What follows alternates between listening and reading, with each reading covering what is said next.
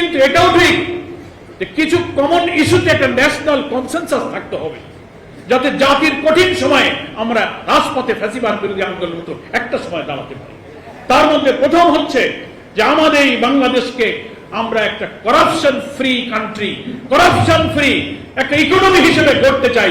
এ ব্যাপারে তো বিএনপি জামাত সহ কোন দলের মধ্যে তো দ্বিমত নেই। আমাদের রাজনৈতিক দলগুলোর মধ্যে ভিন্ন ভিন্ন কর্মসূচি, পথ, পন্থা, লক্ষ্য উদ্দেশ্যের কারণে কিছু ভিন্নতা থাকবেই। অনেকে বলেন, টেবিলে বসেও কথা হচ্ছিল, ফখরুল ভাইও বলছিলেন একই কথা, আমি একমত যে সবকিছুই এক হয়ে যাওয়া সম্ভব নেই, এই কারণে যে প্রত্যেকটা দলের তো একটা কর্মসূচি, লক্ষ্য উদ্দেশ্যের ভিন্নতা থাকে।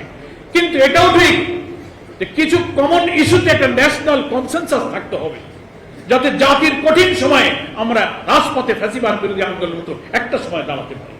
তার মধ্যে প্রথম হচ্ছে যে আমাদের এই বাংলাদেশকে আমরা একটা corruption free country, corruption free একটা ইকোনমি হিসেবে গড়তে চাই।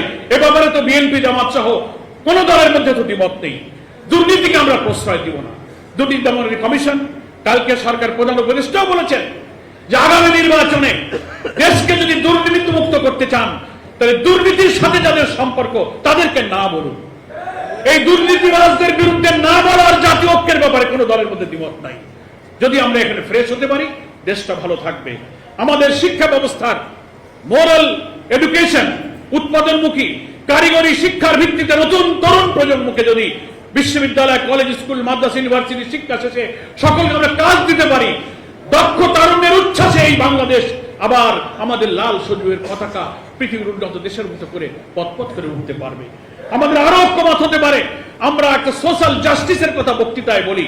রাষ্ট্রের ক্ষমতায় যখন চাই, তখন ভিন্ন মতের প্রতি দমন, আমার দল কেন করো না, আমার সরকার বিরুদ্ধে কেন আন্দোলন করো, সে ব্যাপারে আমরা রক্ত চক্ষু দিয়ে আমরা ভিন্ন মতকে দমন করি। বিনা অপরাধে মামলা, জেল, ফাঁসি, ক্রস ফায়ার, রিমান্ড, আয়নাঘর, গোটা জাতির কাছ থেকে এই সোশ্যাল জাস্টিস, সামাজিক সুবিচার বিদায় নিয়েছে।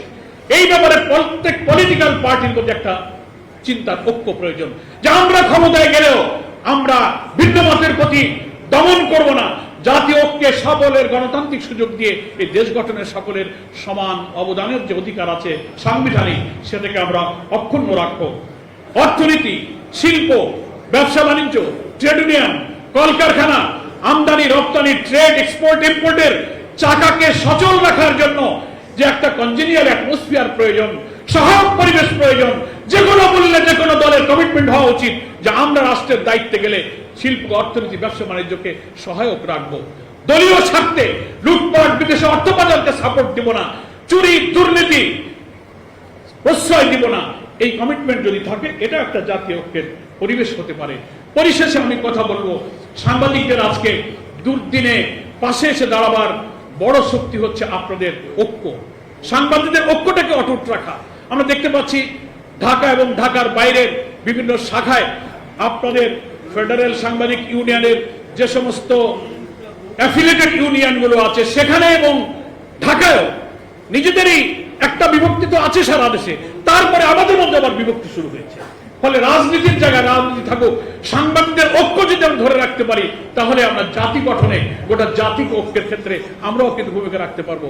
সকলকে ধন্যবাদ জানিয়ে আমি বাংলাদেশ জামাতি ইসলামের সম্মানিত আমির ডক্টর শফিকুর রহমানের পক্ষ থেকে আজকের এই ফেডারেল সাংবাদিক ইউনিয়নে আমাদেরকে আমন্ত্রণ জানানোই সকলকে কৃতজ্ঞতা জানিয়ে আমি আমার বক্তব্য শেষ করছি। আল্লাহ হাফেজ। বাংলাদেশ জিন্দাবাদ। আলহামদুলিল্লাহ, আমরা অনুষ্ঠানের শেষ পর্যায়ে এসেছি। এই পর্যায়ে বক্তব্য রাখবেন বাংলাদেশ জাতীয়তাবাদী দল বিএনপির সংগ্রামী মহাসচিব, বিশিষ্ট প্রধান অতিথি, ফ্যাসিবাদ বিরোধী আন্দোলনের